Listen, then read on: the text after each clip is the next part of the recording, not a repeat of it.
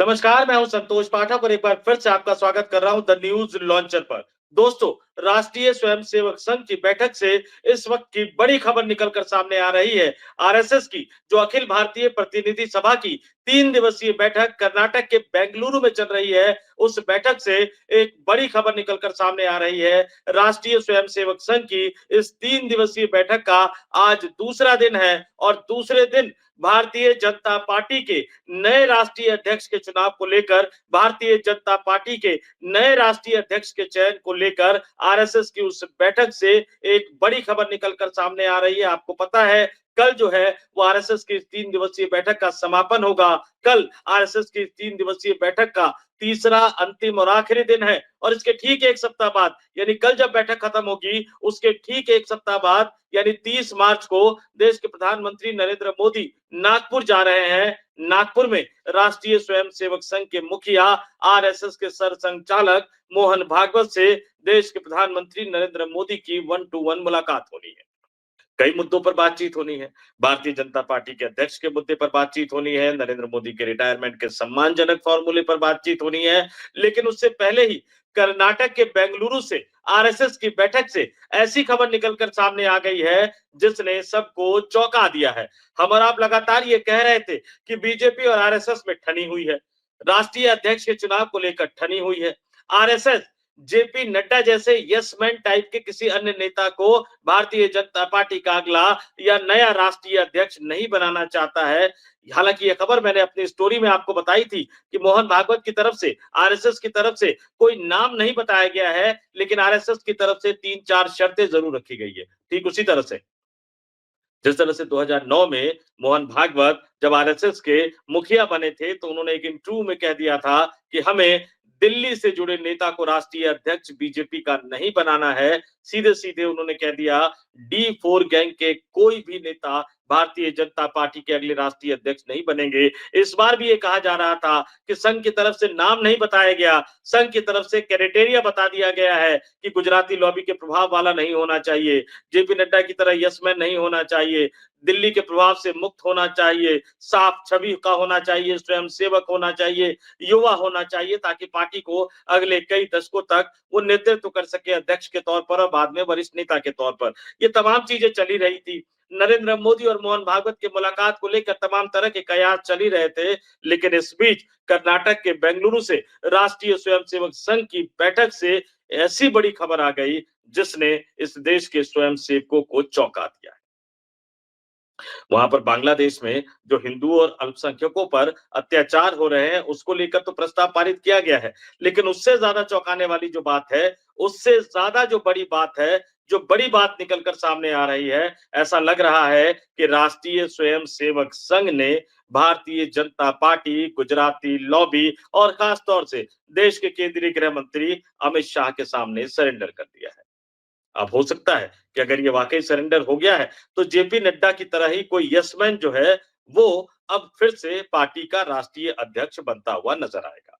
RSS की बैठक के दूसरे दिन राष्ट्रीय स्वयंसेवक संघ के बड़े नेता अरुण कुमार साहब, जो कि सह सर कार्यवाह है, ज्वाइंट जनरल सेक्रेटरी है, ऑल इंडिया अखिल भारतीय सह सर कार्यवाह, भारतीय जनता पार्टी के साथ समन्वय स्थापित करने की उनकी बहुत बड़ी जिम्मेदारी है। वो देश के अलग-अलग राज्यों का दौरा करते रहते हैं। कभी उत्तर प्रदेश में जाकर योगी आदित्यनाथ के साथ बैठक करते हैं, कभी देश के अन्य राज्यों में जाकर देश के अन्य राज्यों में बीजेपी के नेताओं के साथ बैठक करते हैं। दिल्ली में भी भारतीय जनता पार्टी के नेताओं के साथ उनके बैठकों का दौर लगातार जारी रहता है। संघ को इस बात की उम्मीद थी कि आज जो प्रेस कॉन्फ्रेंस होगी, उसमें बीजेपी के नए राष्ट्रीय अध्यक्ष को लेकर सवाल पूछा जाएगा, बीजेपी के साथ चल रही लड़ाई को लेकर सवाल पूछा जाएगा। तो अरुण कुमार, जिनको आरएसएस ने बीजेपी के साथ कोऑर्डिनेशन करने की जिम्मेदारी दे रखी है, उन्हीं को प्रेस कॉन्फ्रेंस के लिए भेजा गया सुनील आंबेडकर के साथ। सवाल उठा भी, सवाल पूछा भी गया। सवाल पूछा गया कि भारतीय जनता पार्टी के राष्ट्रीय अध्यक्ष का चुनाव क्यों टल रहा है। सवाल सिर्फ इतना ही पूछा गया कि आपका इस पर क्या कहना है, और कहते हैं ना, उस लाइन का इस्तेमाल मैं नहीं करूंगा, सवाल सिर्फ बीजेपी अध्यक्ष को लेकर था और तमाम जवाब अरुण कुमार देते हुए चले गए। उन जवाबों के पीछे भी कई सारे सवाल छुपे हुए थे और क्या-क्या कहा अरुण कुमार साहब ने, बताता हूं मैं आपको। उन्होंने जब उनसे पूछा गया तो उन्होंने कहा कि संघ के स्वयंसेवक 32 से ज्यादा संगठनों में काम करते हैं। आरएसएस की जो बेंगलुरु में बैठक चल रही है, उसमें 34 से ज्यादा संगठन के लगभग 1,500 यानी 1,480 नेताओं को बुलाया गया है, भारतीय जनता पार्टी के राष्ट्रीय अध्यक्ष और भारतीय जनता पार्टी के राष्ट्रीय संगठन महामंत्री समेत।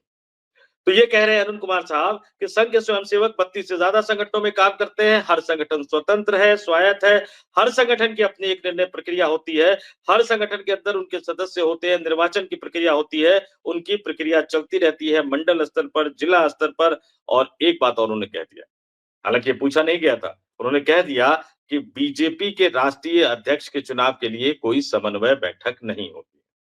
वो खुद इस तरह की कई बैठकें कर चुके हैं। बाकी उन्होंने मीडिया पर ठीकरा फोड़ दिया कि 24 घंटे चलाना होता है, इसलिए वो आरएसएस और बीजेपी की लड़ाई की खबरें चलाते रहते हैं। सीधा-सीधा अरुण कुमार कह रहे हैं कि ये मानकर चलिए कि हमारी कोई ठनी नहीं हुई है, समाज और राष्ट्र के मसलों पर हम मिलकर के काम करते हैं और आज भी हम परस्पर विश्वास के आधार पर काम कर रहे हैं। बाकी उनकी प्रक्रिया चल रही है, सदस्यता अभी हुई है, कुछ समितियां बन गई है, जिले और प्रदेश में वो बना रहे हैं और उसी प्रक्रिया में राष्ट्रीय अध्यक्ष का चुनाव होगा, उनकी प्रक्रिया के तहत होगा, उनकी पार्टी की जो व्यवस्था है, थोड़े दिन धैर्य रखिए, अपने आप ध्यान में सब कुछ आ जाएगा। और इस तरह का बयान, इस बयान के पीछे कई सारे सवाल खड़े होते हैं, लेकिन इस बयान के बाद ये सवाल उठ रहा है कि क्या संघ प्रमुख मोहन भागवत ने अमित शाह के सामने सरेंडर कर दिया है? क्या भागवत अमित शाह के सामने गुजराती लॉबी के आगे झुक गए हैं? क्योंकि संघ के एक बड़े नेता प्रेस कॉन्फ्रेंस करने के लिए आते हैं, इस सवाल की तैयारी करके आते हैं वो, कि ये सवाल पूछा ही जाएगा और इस सवाल के जवाब में जो वो कहते नजर आ रहे हैं, हालांकि आखिरी लाइन बड़ी दिलचस्प है कि धैर्य रखिए, थोड़ा इंतजार कीजिए, अपने आप ध्यान में आ जाएगा सब। और ये सब कहते हुए उनके चेहरे की भाव भंगिमा कैसी थी, उनका बॉडी लैंग्वेज कैसा था, ये आप खुद देख लीजिए। आपको मैं सुनवा रहा हूं कि जब बीजेपी अध्यक्ष का सवाल पूछा गया तो राष्ट्रीय स्वयंसेवक संघ के बड़े नेता, राष्ट्रीय स्वयंसेवक संघ के वरिष्ठ नेता, सह सर कार्यवाह अरुण कुमार ने क्या कहा, आपके स्क्रीन पर आरएसएस के बड़े नेता का बयान सुनिए। संघ के स्वयंसेवक 32 से ज्यादा संगठनों में काम करते हैं। हर संगठन जो है वो स्वतंत्र है, स्वायत्त है, हर संगठन की अपनी एक निर्णय प्रक्रिया है। हर संगठन के अंदर उनके यहाँ सदस्यता होती है, उनके यहाँ निर्वाचन होते हैं, नीचे की इकाई पर होते हैं, मंडल जिला होते हैं, वो सब उनकी प्रक्रिया चलती है और अध्यक्ष के चुनाव के लिए कोई समन्वय बैठक होती नहीं है। और बाकी मीडिया में क्या चलता है, तो मीडिया को 24/7 एक्टिव रहना है, तो उनको कुछ न्यूज चाहिए, और न्यूज क्या है वो आपको भी मालूम है सारे उसमें से।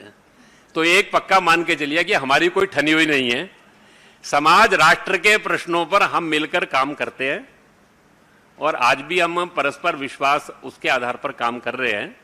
बाकी उनकी प्रक्रिया चल रही है, उनकी सदस्यता भी हुई है, बूथ समितियां भी बन गई है, जिले प्रदेश वो भी बन रहे हैं। उस प्रक्रिया में आने वाले समय के अंदर राष्ट्रीय अध्यक्ष का चुनाव उनका होगा सारे उसमें से। वो प्रक्रिया उनकी अपनी जो पार्टी की व्यवस्था है उसके अंतर्गत होगी सारे में से। थोड़ा दिन धैर्य रखिए, अपने आप ध्यान में आ जाएगा सब। सुन लिया आपने अरुण कुमार साहब क्या कह रहे हैं, किस तरह के शब्दों का इस्तेमाल कर रहे हैं, किस तरह के वाक्यों का इस्तेमाल कर रहे हैं। वो कह रहे हैं कि संघ के स्वयंसेवक 32 से ज्यादा संगठनों में कार्य करते हैं, लेकिन भारतीय जनता पार्टी उन 32 से ज्यादा संगठनों में शामिल तो है, लेकिन पॉलिटिकल फ्रंट है और राष्ट्रीय स्वयंसेवक संघ के तमाम एजेंडे और सपनों को पूरा करने का एक सबसे बड़ा माध्यम है, जो लगातार तीसरी बार इस देश में सरकार चला रहा है, इस देश की केंद्रीय सत्ता में है। तो भारतीय जनता पार्टी को अन्य 32 संगठनों की श्रेणी में डालकर उसका महत्व कम नहीं किया जा सकता, ये राष्ट्रीय स्वयंसेवक संघ भी अच्छी तरह से समझता है। तो फिलहाल तो नजर यही आ रहा है कि संघ ने गुजराती लॉबी के आगे एक तरह से सरेंडर कर दिया है। लेकिन इससे भी बड़ा सवाल निकलकर सामने आ रहा है, ये तो आपकी गुजराती लॉबी हो गई, चलिए राजनीतिक मजबूरियां हैं, राजनीतिक हित है, राजनीतिक हित को साधने के लिए कई बार सैक्रिफाइस करना पड़ता है। भागवत एक तरह से झुक गए गुजराती लॉबी के आगे, लेकिन अमेरिका से भी डर गए क्या? अमेरिका के आगे भी झुक गए क्या? अमेरिका के राष्ट्रपति डोनाल्ड ट्रंप से भी डर गए क्या? आरएसएस की आज की बैठक में बांग्लादेश में जो हिंदुओं पर और अन्य अल्पसंख्यक समुदाय के लोगों पर अत्याचार हो रहा है, उसको लेकर एक प्रस्ताव पारित किया गया। लेकिन अमेरिका में जो हिंदुओं के मंदिरों पर हमला हो रहा है, उस पर क्यों नहीं बोला संघ ने?